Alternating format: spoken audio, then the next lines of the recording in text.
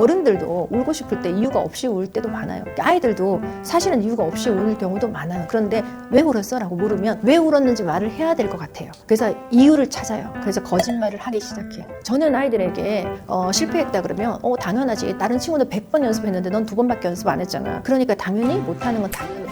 그래서 또 하고 또 하고 또 하고 해서 100번 하면 다 하게 돼 있어. 너는 왜 그거 못해? 다른 아이들은 누구는 그렇게 하던데 라고 해서 비교하는 거는 절대로 하시면 안 되고요. 영상을 그냥 찍는 것보다 질문 댓글에 많이 남겨주시면 그 질문 위주로 영상을 찍어보도록 하겠습니다.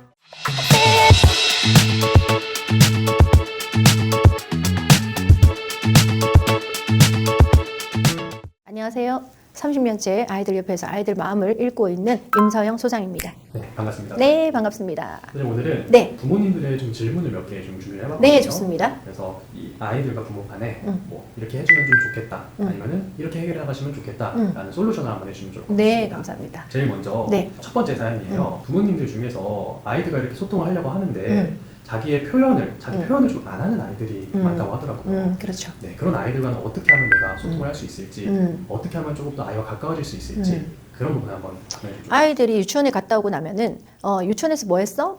누구랑 놀았어? 재밌었어? 이렇게 자꾸 질문하시는 분들이 많이 계세요. 그런데 아이는 생각은 하고 있지만 말이 탁탁탁탁 안 나올 때가 많아요. 듣는 거가 익숙해져 있고 말을 하는 게 익숙해져 있지 않을 경우에는 여기서 단어가 팍팍팍 떠오르지 않아요. 그래서 아이에게 재밌었어? 이렇게 막연하게 묻는 거, 예, 오늘 누구랑 놀았어? 이렇게 막연하게 묻는 것보다는 조금 더 구체적으로 물으면 아이들은 훨씬 더 가까이 다가가려고 합니다. 그래서 엄마가 오늘은 철수랑 놀았어? 영희랑 놀았어? 이렇게 물어봐 주세요. 오늘은 즐거웠어? 재미있었어? 신났어? 세 개 중에 어느 거야? 이렇게 한번 선택할 수 있도록 대화를 나눈다면 아이가 훨씬 더 쉽게 엄마 말을 받아들이고 대화를 하려고 할 겁니다. 자기의 어떤 느낌을 갖고 있는지 표현 방법을 알려줘야 된다. 네. 그렇죠. 잘 몰라요, 아이들이. 의외로 자기 감정이 또 어느 것부터 순서대로 말해야 될지도 잘 몰라요. 우리는 시간의 흐름에 따라서 이야기를 하잖아요. 그런데 아이들은 주제를 찾아내는 게 어려워요. 어떻게 어느 게 제일 재밌었어? 이런 내용들도 사실은 굉장히 어려워요. 그러면은 네. 이렇게 자기 표현을 이렇게 서툰 아이들한테 좀 해서는 안 되는 것 같아요. 좀 주의할 점 같은 것도 있을까요? 왜 그랬어? 왜 그랬어? 라고 해서 자꾸 이렇게 추궁하듯이 묻는 거가 되게 위험합니다. 그래서 왜 그랬어? 왜 그랬어? 우리가 울고 있어요. 그럼 왜 울어? 이렇게 묻잖아요. 그러면 어른들도 울고 싶을 때 이유가 없이 울 때도 많아요. 아이들도 사실은 이유가 없이 울 경우도 많아요. 내 감정이 그냥 격해져서 그냥 울고 싶을 때가 있어요. 그런데 왜 울었어? 라고 물으면 왜 울었는지 말을 해야 될 것 같아요. 그래서 이유를 찾아요. 그래서 거짓말을 하기 시작해요. 그래서 왜라는 단어를 많이 쓰시는 거가 우리가 한참 아이들에게 창의력을 키워주고 생각하는 힘을 키워준다고 왜라는 질문을 많이 하라고 했어요. 그런데 영유아 시기 때, 어릴 때 아이들은 아직까지 그런 것에 대해서 질문에 대답을 하는 그런 사고하는 힘이 아직 약해요. 그래서 그렇게 왜라는 단어보다는 엄마가 조금 더 구체적으로 너가 지금 울고 싶은 만큼 지금 울고 싶어. 1부터 10 중에서 얼만큼 울고 싶어? 5만큼 울고 싶어? 10만큼 울고 싶어. 너가 지금 화가 났어. 그래? 그러면 화가 났는 걸 우리가 숫자로 해보자. 1만큼 화가 났어? 2만큼 화가 났어? 5만큼 화가 났어? 10만큼 화가 났어? 그래서 1부터 10 중에 얼만큼 화가 났어? 라고 해서 감정을 숫자로 표현하게끔 해서 자기의 감정을 조금 찾아내는 거가 훨씬 더 좋은 방법입니다. 두 번째로 우리 아이가 실패를 겪었을 때 이럴 때 좀 부모님들이 해주면 좋은 말들 같은 게 있으면 어떤 게 있을까요? 네. 저는 아이들에게 실패했다 그러면 당연하지. 다른 친구는 100번 연습했는데 넌 2번밖에 연습 안 했잖아. 그러니까 당연히 못하는 건 당연해. 그래서 또 하고 해서 100번 하면 다 하게 돼 있어. 그래서 지금부터는 과정을 칭찬하는 거를 더 많이 이야기해야 됩니다. 그래서 우리가 실패했다, 성공했다는 결과를 칭찬하는 거잖아요. 그 결과보다는 내가 지금 10번 했구나, 20번 했구나. 오늘은 우리 30번 하고 잘 거야. 알겠지? 30번 하고 잘 거야. 라고 해서 잘하든 못하든 30번을 했는 것에 칭찬을 하는 게 더 좋겠죠. 그래서 아이가 실패를 했다라고 하는 것보다 너는 100번 해야 되는데 2번밖에 안 했어. 그러니까 당연히 못하는 건 당연해. 그러면 하고 또 하다 보면 잘하게 되는 거지. 당연한 거지. 아마 그 친구는 엄마랑 100번 연습했을걸? 라고 이야기해서 숫자를 가지고 이야기를 해주면 과정을 칭찬하기는 훨씬 더 쉽습니다.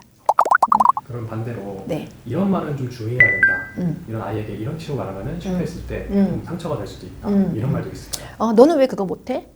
다른 아이들은 누구는 그렇게 하던데 라고 해서 비교하는 거는 절대로 하시면 안 되고요. 엄마의 감정을 그대로 누가 그러던데도 안 좋아요. 그래서 나는 그래. 나는 그래. 나는 네가 이걸 했으면 좋겠어. 나는 네가 이렇게 안 했으면 좋겠어라고 해서 엄마의 감정을 그대로 설명해 주는 거가 아이가 이해하기가 훨씬 더 쉬울 겁니다. 그래서 아이도 마찬가지고 누가 그랬어, 누가 그랬어, 누가 그랬어라고 아이도 말을 한다면 엄마가 말해주세요. 너는 어때?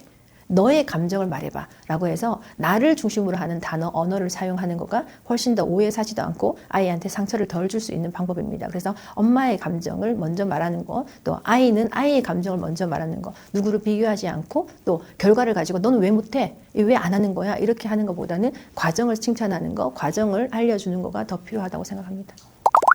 네, 마지막으로 네. 우리 아이가 갖고 싶은 거나 자기가 사달라고 이렇게 네. 고집을 부리는 아이들도 있다고 네, 하더라고요. 네. 이랬을 때 이런 거를 좀 이 아이를 잘 선택할 수 있는 방법 혹은 잘 해결해 나갈 수 있는 방법이 있을까요? 이렇게 남겨있습니다. 우리가 그게 자기 통제 능력인데요. 내가 사고 싶다고 다 사는 거는 말이 안 되잖아요. 그게 통제 능력이 없는 거죠. 절제 능력이 없는 거죠. 그래서 뭔가를 내가 사러 갈 때는 미리 아이하고 말을 합니다. 오늘 가면은 1개를 살 거야. 2개를 산다고 하면은 나는 사주지 않고 집에 올 거야 라고 미리 말을 해주고 그 행동을 반복해서 또 묻습니다. 엄마가 오늘 몇 개 사준다 그랬지? 1개. 2개 사면 달라고 하면 어떻게 한다 그랬지? 아무것도 안 사고 집에 온다 했어. 아이에게 몇 번을 확인하고 그 다음에 출발하셔야 됩니다. 그리고 현장에 가서도요. 또 아이에게 물건을 보면 또 마음이 또 변하잖아요. 또 사달라고 조를 수 있잖아요. 다시 묻습니다. 오늘 몇 개 살 거야? 1개. 2개 사달라고 하면 어떻게 한다 그랬지? 엄마가 집에 간다고 했어. 맞아요. 그래서 반복적으로 그 아이가 자기가 결심할 수 있도록 우리가 계속 그 아이에게 기회를 주고 말을 해서 묻습니다. 그래서 자기 통제가 될 수 있도록 부모님들은 조금 아이에게 학습적으로 2번, 3번 반복적으로 그걸 되짚어서 물어서 그 다음에 그 장소에 간다면 아이는 1개만 사서 엄마 나 1개만 샀어요. 2개 산다고 안 했어요. 나는 1개만 샀어요. 해서 자기 스스로가 자기를 기특하게 생각할 것입니다. 마찬가지로 이것도 좀 주의할 점 같은 게 있을까요? 지금 우리가 물건을요 사주는 거가 아이가 요구하지 않았는데도 너무 많이 사주시고요. 또 우리가 원치 않는데도 아이를 마구 안고 함부로 아이를 내가 소유물처럼 대하시는 분이 있습니다. 아이에게 안아줄까라고 물어보고 아이가 오케이 하면 안아주셔야 되고요. 내가 손잡고 싶어 손잡자라고 말하고 손을 잡으셔야 돼요. 그런데 내 아이라고 작다고 마음대로 함부로 하시는 분들이 많고 마음대로 안아주고 마음대로 뽀뽀하시는 분이 많이 계십니다. 그래서 그런 것들은 조금 자제해 주시고 아이들을 너무 필요하지 않은데 그걸 다 해주면 결국은 나중에 그 아이가 스스로 사용해야 되는 손과 스스로 사용해야 되는 다리, 스스로 말을 해야 되는 기회 이런 모든 것들을 부모님이 빼앗아 가는 것과 마찬가지입니다. 그래서 조금 불편해 보이더라도 조금 안쓰러워 보이더라도 그 아이가 성장하는 그 과정이라고 생각하시고 옆에 한 발자국 물러서서 지켜봐 주시는 그런 마음을 가지셨으면 좋겠습니다.